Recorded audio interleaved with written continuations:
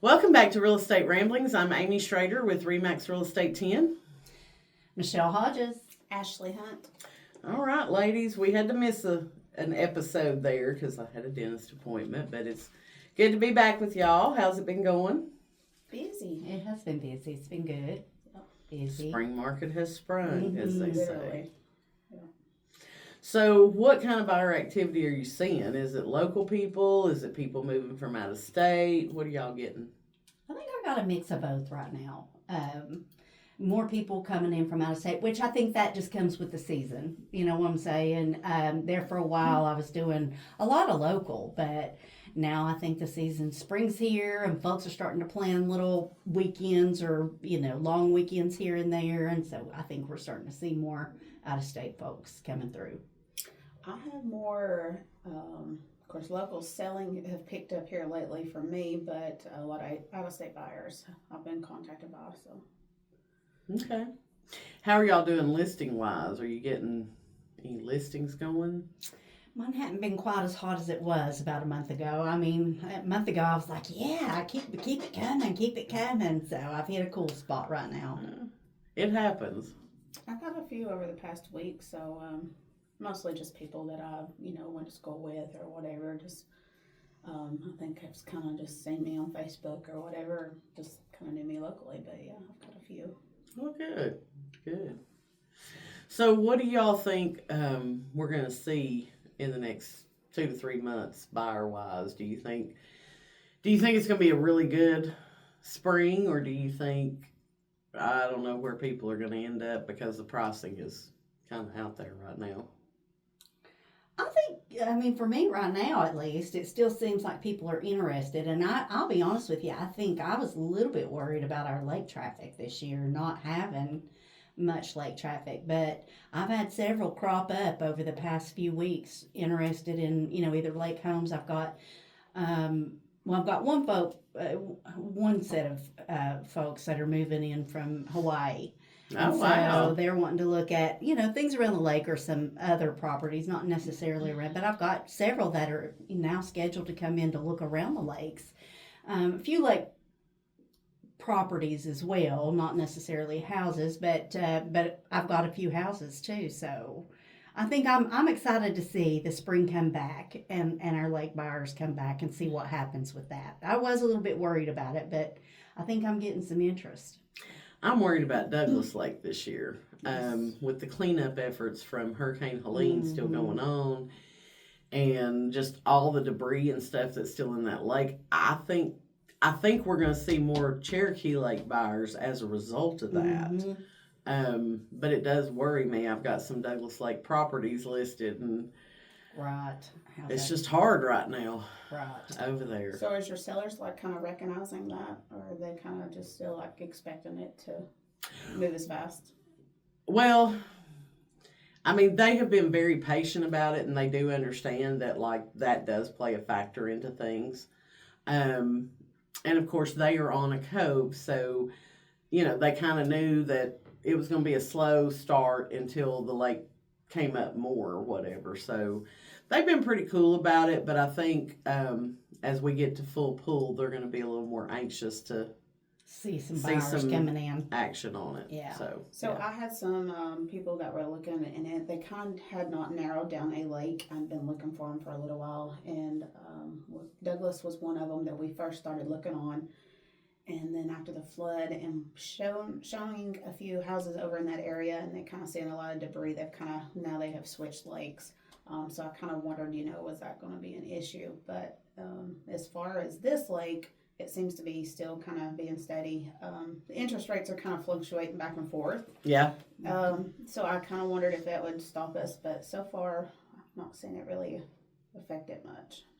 Yeah, I mean, it's been like knee-jerk reactions in the market based on, the announcement of the tariffs and then them going into place, and then he pulls back on them. So,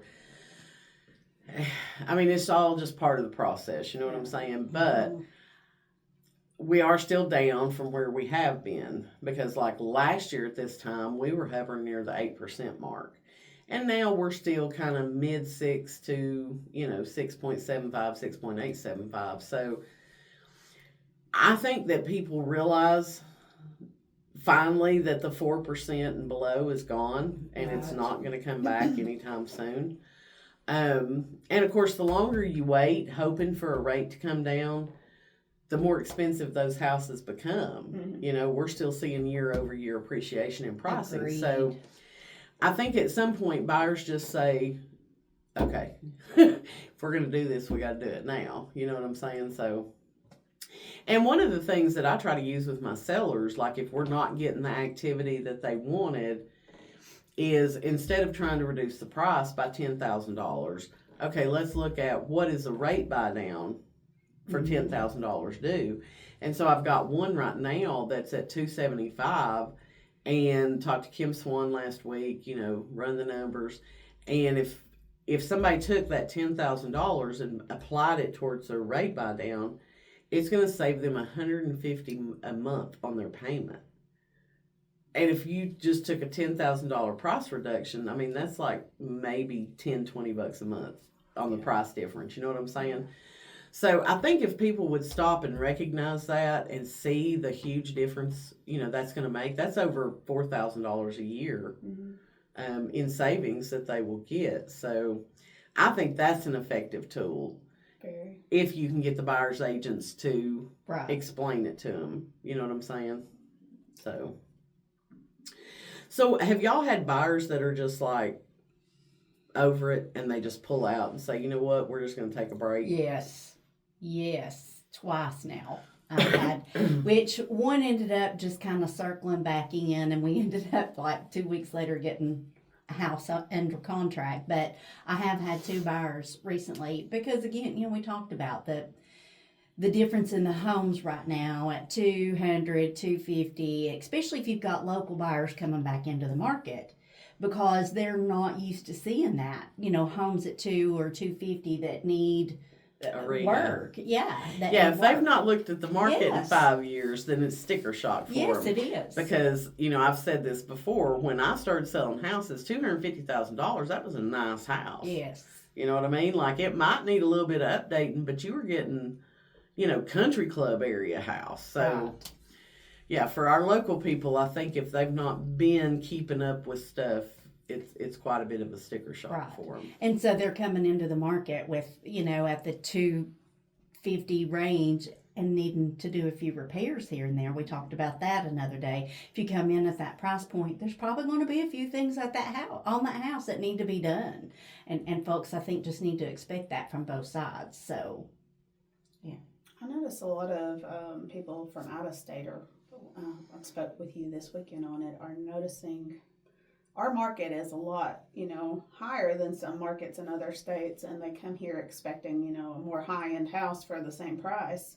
And it's not, you know, our prices are pretty fluctuated right now, so compared to some of the other states. So Yeah, I mean, it all depends on where somebody comes from, I Yeah. think, because especially if a property is around the lake, it's probably going to carry a higher price tag. especially at Lakeview or Mhm. Right. Lake access, close by, things like that. It's going to carry that higher price tag than something that's like in the middle of Mississippi, or, you know, where you've got nothing right. anywhere. So I think our lake properties are still holding pretty strong Oh, as yeah. far as like the sales prices and things like that. especially on Cherokee. I think that price range has kind of caught me off guard a little bit this year. I think I really expected to see the market kind of level off, not drop by any means, but I think I expected it to really just kind of level off and see the things that were on last year, really kind of looking at that same price point. But you're not wrong. We're still seeing price increases on, you know, a lot of these homes right now over the previous year. I've got several homes that we were looking at while we were in the process that, you know, maybe had sold 2 years ago, and these people, for whatever, had changed their mind. But the amount, you know, that they're making off, the amount of equity that they still have in the house, or that they're trying to get out of the house, I should say, it still surprises me. Yeah, and I mean, the biggest thing to me when I'm looking at the market stats and stuff, the thing that stands out the most to me are the price reductions. Mm-hmm. Absolutely. And I think right now it's more important than ever that if you take a listing, you price it right. You know what I'm Agreed. saying? And sometimes, because I've had this happen to me, sometimes I look at the numbers and the numbers say, yeah, you're good. This is where you could be. And then you put it out there and like there's crickets. You know what I'm saying? Yes. And so I'm not always sure, is it the location? Is it the price of the house? Is it, what's going Right. on?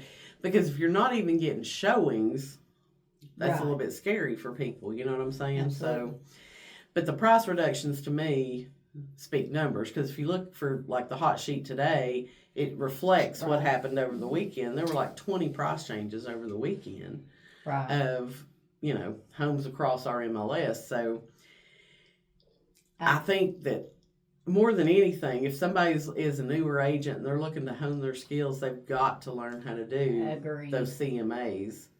Agreed. And at least build in like automatic price reductions or relook at what your comps are if you're not getting those showings in the Right. first 2 to 3 weeks. Recently we sold my best friend Tioka's house, or her dad's house. That was in an estate, I should say. So now she's starting to kick around the thoughts of maybe purchasing something else. But she called me, maybe it was yesterday, day before, and she was talking about a house that she had found, and she was like, I really like this house, but it's been on the market for a little bit, and the price has been cut several times. I'm just wondering what's wrong with it. Which is the very reason we tell people learn your pricing. Because if you go in and you're constantly cutting that, in the eyes of the buyers, there's something wrong with your house. Yeah. I mean, and like you said, sometimes we miss a little bit. We have to adjust. We have to look at it that way. But for folks who are just, throwing it against the wall to see if it sticks, I'd be a little more careful about that. Because, again, I think a lot more buyers than you realize are looking at that. I think it's a bigger deal to buyers than you realize. I've noticed also some people are starting to lose their jobs and they've had their house on the market. And now it's like, oh my God, the economy is changing all of a sudden and shifting. Let's do a $10,000 reduction. Let's try to sell it faster. I think some of the tariff stuff has scared some of the sellers as well, of just kind of reaching out and being like, just drop it fast, just because they're scared. Yeah, and to me, that holds true more on like the investment type properties for people. Because if it's your primary residence and you're more than likely you're going to need that money to move forward on something else. But people who have a rental home or a house that they've redone or whatever, I think they are the ones that are more knee-jerk reaction to kind of what's going on in the economy. And you and I have talked about like what the Sevier County market is right now. Like there is such an abundance of cabins up there right now. Saturated. And honestly, what I found intriguing is that most of that inventory isn't on Gizmart, it's on Knoxville now. Yes, it is. Yes, it is. So I don't know if the agents from up there just got tired of paying those higher dues or what, but Knoxville is really the place to search and find that inventory now. But people, I've had several calls recently about cabins up there and wanting to sell them, and they're thinking they're going to get these exorbitant amounts out of them, and I'm like, well, the numbers don't prove that. Right. And you don't even have that strong of a rental history Right. for me to work off of. So I think we're going to see even more cabins come on. And like when I had started, you had a lot of foreclosure cabins going on up there. And so even now you can pull up the history on some of those cabins and you're like, I can't believe this thing sold for $125,000, but it was a foreclosure. Right. And I think we're going to see more of those. And there's a ton of the one bedrooms right now, which are typically in the more affordable range for an investment property. But, if you've used it mainly as a second home and you don't have that strong rental history on it, I agree. I just don't think you're going to be able to get the number out of it that you're trying to get right now. I think it's it's almost like the same situation that we talked about. Remember a while back we had all those lots in Shiloh that were for sale, and this guy was like, how do we get rid of them? How do we get rid of it? And I said, listen, these interior lots are interior lots. I mean, if you want it to be special, the price has got to be special. So I think that's kind of the same aspect right now that you have going on with those cabins up there. it is absolutely saturated. And we've had a couple of them that we've been trying to move, and one that is a gorgeous place, but again, it is hard to move when there's that many in front of it.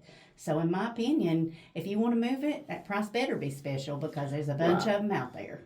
Knoxville's the same way right now. I've been showing at Knoxville in the past few weeks, and here 250,000 is competitive. I mean, it's going fast.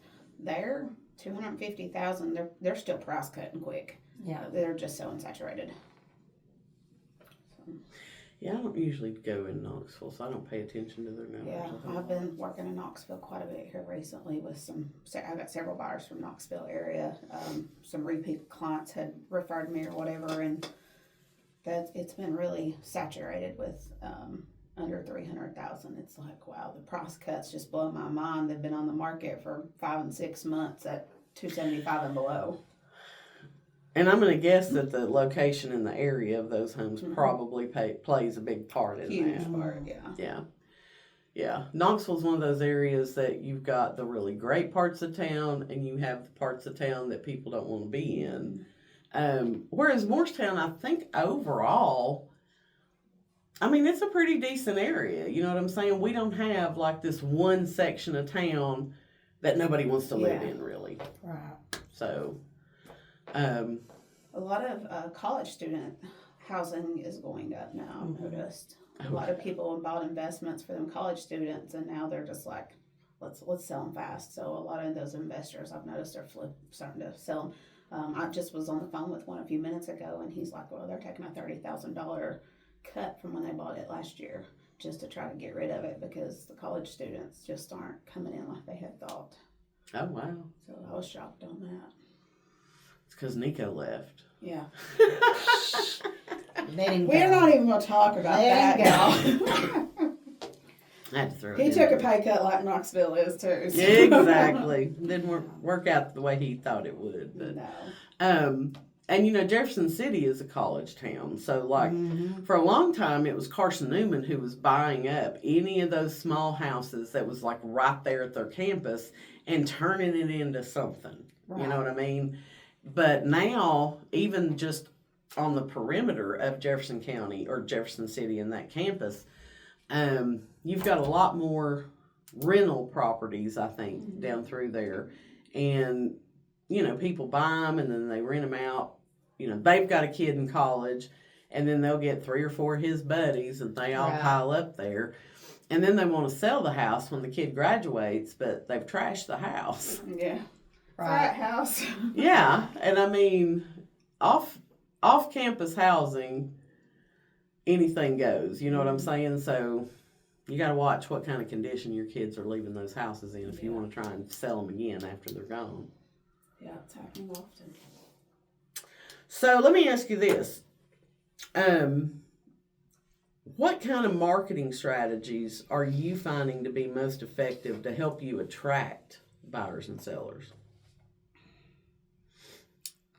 I think for me, why are y'all looking at me? Because you always talk first. I think for me, again, mostly, and of course, you and I have to be careful about the way I market because of our setup and, what have you. But I do find that really just engagement on Facebook. And I really, you know me well enough to know I'm not the most social person outside of my work environment. But I do like to, so I do try every once in a while to stay engaged on Facebook and things of that nature. But I find that's really where a lot of my just engagement, just flat engagement comes from. Again, I'm not great about getting out and socializing well or, some of those things. But I do it for me. Facebook is a good tool. Mine has been Facebook. I've got several clients here in the past week just somebody seeing my post on their kids' post or something, and they've kind of been reaching out, and I'm kind of like, well, how did you even see my post? And I guess it's just I will randomly tag like 100 people and just make a post, and I guess just who sees it on theirs, and also just kind of driving down back roads. as I'm out showing properties or whatever, I will notice like, hey, that house looks empty. So I will ping whatever address I'm at, and I'll go back and research on who owns it and just kind of reach out. Like, I noticed your house is empty. Would you be willing to sell it? And I've picked up some buyers and a couple houses that way. So that's worked out for me. Well, good deal. Yeah, I think Facebook can definitely be a good source of business when you're not trying to be salesy on it all the Right. time. You know what I'm saying? But you're just putting out there. Congratulations, or this it's part of your life. Yeah. And I mean, when you interact with other people's posts as well, it just keeps your name out there. You know what I'm saying? Agreed. And so people start thinking Michelle Hodges or Ashley Hunt. And they're thinking, oh yeah, they're a realtor. They're the realtor. Yeah. They're the realtor. So that just keeping the forefront of people's minds is so big, so that they don't list with somebody else or you use somebody else to buy, and they're like, man, I totally forgot you were in real estate. And you're like, really? How'd you forget? Yeah. Because for us, we eat, sleep, drink, breathe real estate, and we just think that everybody is that way. But everybody realizes that about us, and they don't. Yeah.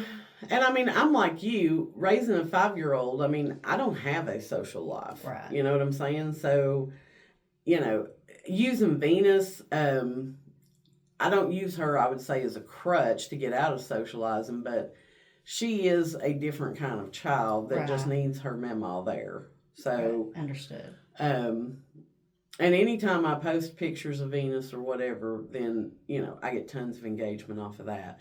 And I have a lot of people who will just message me with general questions on Facebook. Right. Asking about becoming a realtor. How's the market? Da-da-da-da-da.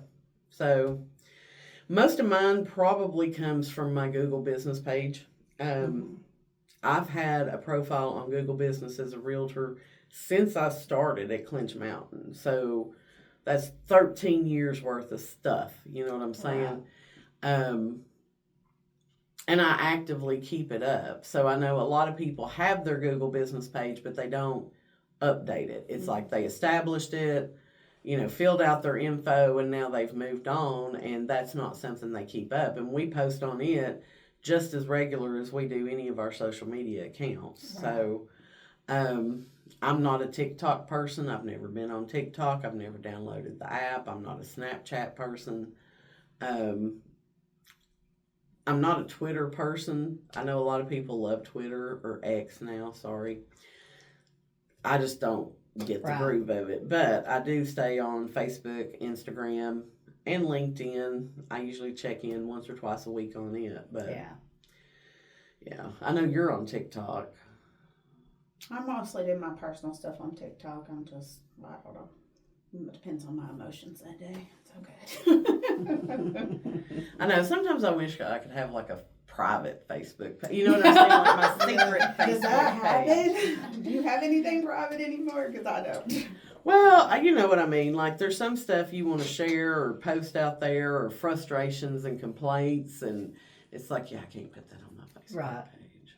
I miss the days when I could do stuff like that, but now you kind of have to hold back. When you want to do rant and then rant over, and it's like, no. Yeah. Now I'm in real estate and the public looks at that really bad. They do. And I mean, I'm like Medea in the background though.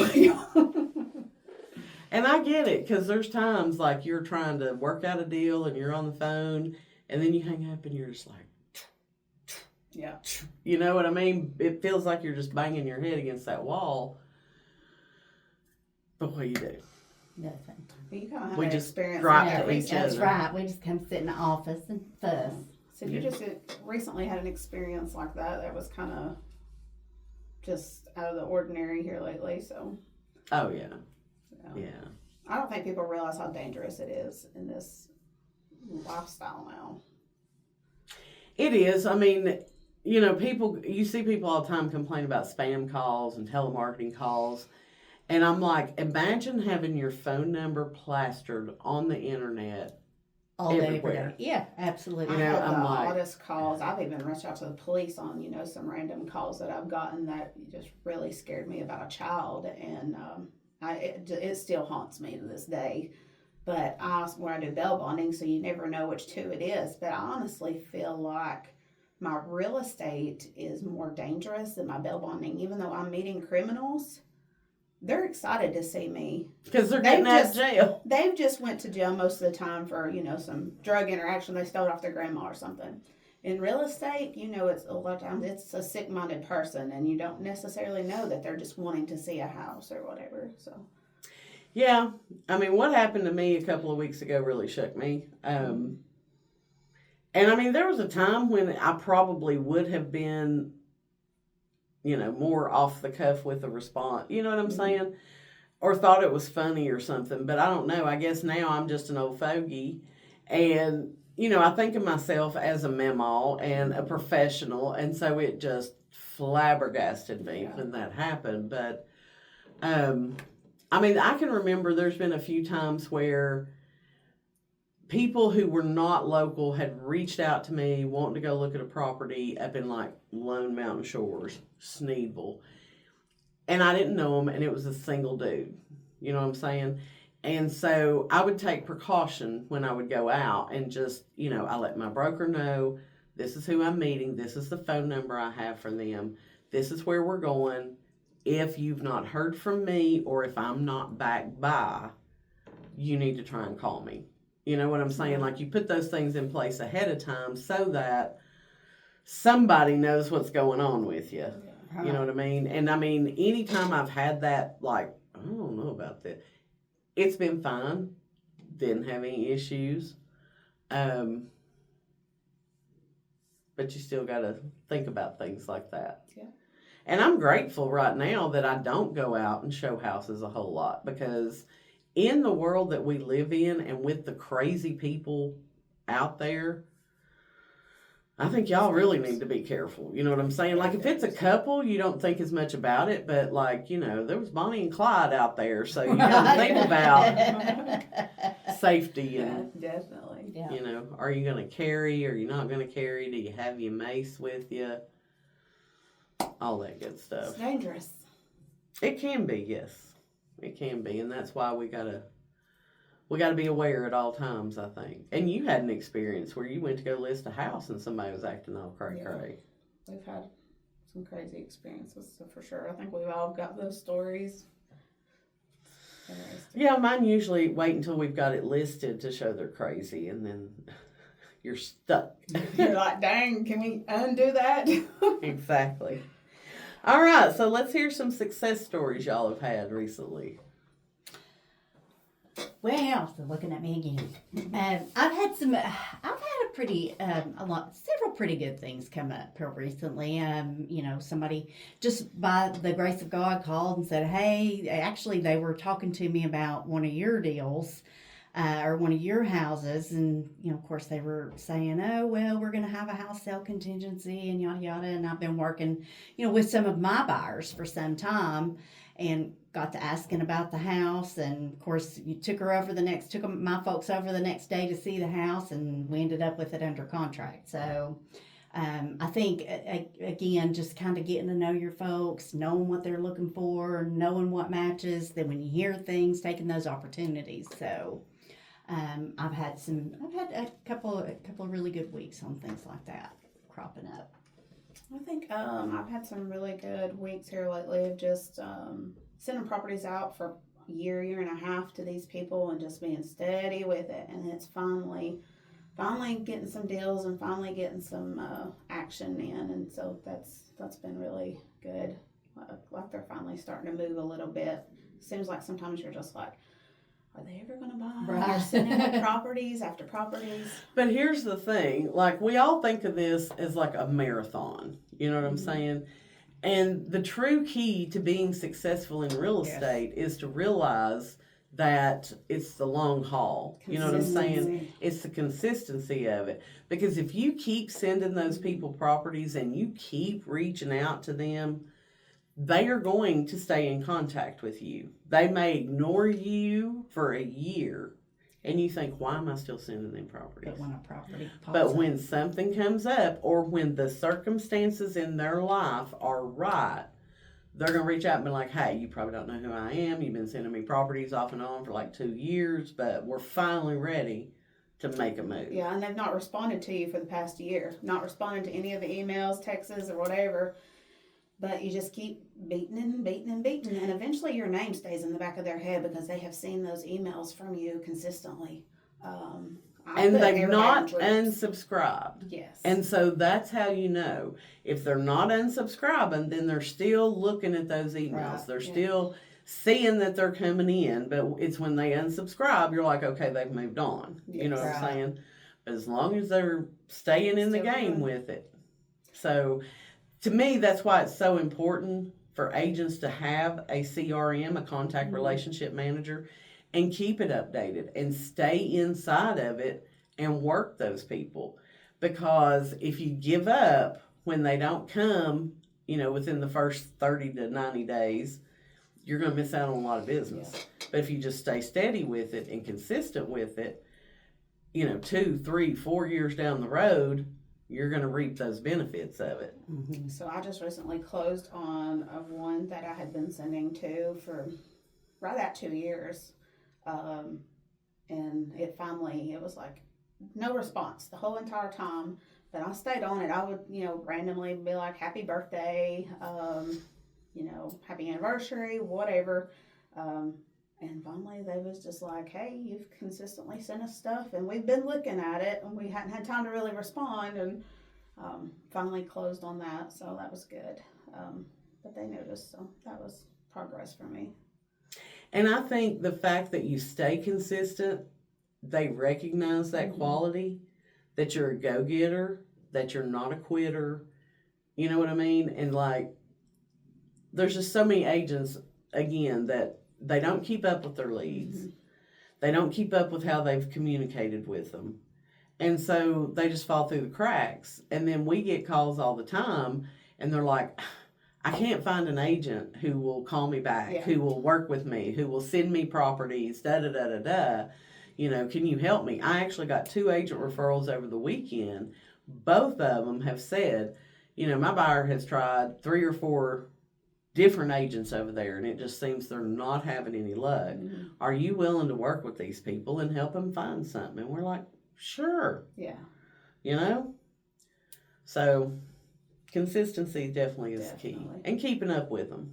Yeah, I keep a checklist at home, like an Excel spreadsheet. My worst thing is I'm bad for going back to the computer, but I'm a visual person and I have to have it on paper. So I'm just like, make a check mark, I email it, I text, and it's just a quick check mark. And I just keep my notes like that at home. And it's, if I'm taking a bath, if I'm just, got a few minutes or whatever, I'm like, well, I'm going to send out 3 messages here. Well, I may send out 3 later. So you're prospecting in the bathtub. Is that what you're telling me? Daily. My husband's like, you're in the bathtub for an hour. I'm like, I'm working. I really do. It's the only time my kids, when I'm at home and I wait till I'm glad you get that kind of privacy. I wait till I put them to bed. Yeah, it's crazy, but that's hilarious. So, Yeah. But even an Excel spreadsheet, I mean, it's whatever works for you, whatever keeps them in the forefront of your mind. That you're like, okay, I did this. So, Yeah. I actually met with a guy a couple of weeks ago that had property up in Hartford that he's looking to sell. And I remembered the name. I remembered his email address. You know what I'm saying? And I don't know why, but it was just something that stuck out in my head. So when I finally met him, I'm like, you had a lot in Stonebridge, didn't you? Because I remember talking to this guy about selling his lot in Stonebridge over on Douglas Lake. And he just looked at me. He said, how did you know that? And I'm like, because I'm 99.9% sure we've talked about me selling your lot in Stonebridge. I said, because I knew your name, I knew your email address, da-da-da-da-da. And he's like, well, you have a good memory, because I'm going to be honest, I don't remember you. And I'm like, that's fine. Mm-hmm. But there's just, I don't know, it just clicks with you sometimes. My mind is not as sharp as it used to be. The older we get, the worse it gets. Amen. But, all right. So, you think the lake market's going to come back? You think the buyers are coming in? I think yes. I'm yes. Fingers crossed. Yes. I'll be honest with you, that's where I love spending my summers. That's Oh, my yeah. favorite, but I I still love don't it. think they'll get up to the price that they were.